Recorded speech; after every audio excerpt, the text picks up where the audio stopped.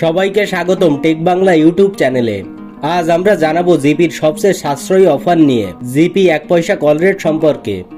কিভাবে চালু করবেন, ম্যাথ কতদিন থাকবে, সবকিছুই ক্লিয়ার করব আজকের এই ভিডিওতে।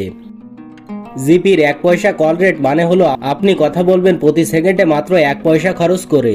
1 মিনিট কথা বললে খরচ মাত্র 60 পয়সা, মানে 1 মিনিটে 0.60 টাকা। এই রেটে আপনিও কথা বলতে পারবেন যে কোনো লোকাল নম্বরে।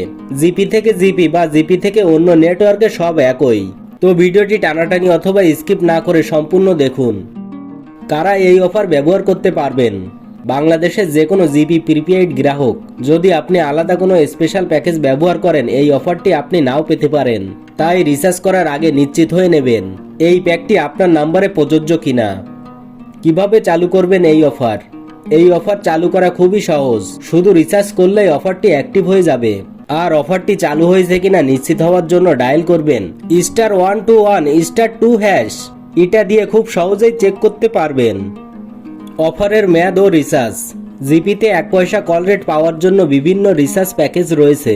যেমন 208 টাকা রিচার্জ করলে আপনি পাবেন 30 দিনের জন্য 1 পয়সা কল রেট সুবিধা, এবং 309 টাকা রিচার্জ করলে আপনি পাবেন 60 দিনের জন্য 1 পয়সা কল রেট সুবিধা, এবং 509 টাকা রিচার্জ করলে আপনি পাবেন 90 দিনের জন্য 1 পয়সা কল রেট সুবিধা, অর্থাৎ প্রতি সেকেন্ডে 1 পয়সা কল রেট সুবিধা। কোন পরিস্থিতিতে এই রেট প্রযোজ্য নয়? শুধু নর্মাল ভয়েস কলের জন্য এই অফার প্রযোজ্য। ইমার্জেন্সি ব্যালেন্স ব্যবহার করে কথা বললে আপনি এই কল রেটের আওতায় আসবেন না, এবং স্পেশাল নাম্বার ও বাস কল এসবের জন্য রেট অন্যরকম হতে পারে। অফার শেষ হলে স্বাভাবিক কল রেট ফিরে আসবে। কেন এই অফার উপকারী?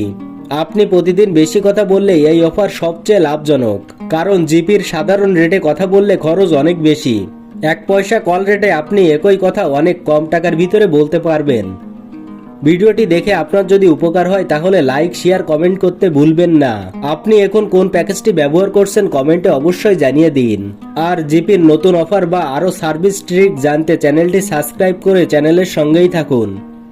এটাই ছিল জিপির 1 পয়সা কল রেট সম্পর্কে আজকের ভিডিওটি প্রথম থেকে শেষ পর্যন্ত দেখার জন্য অসংখ্য ধন্যবাদ।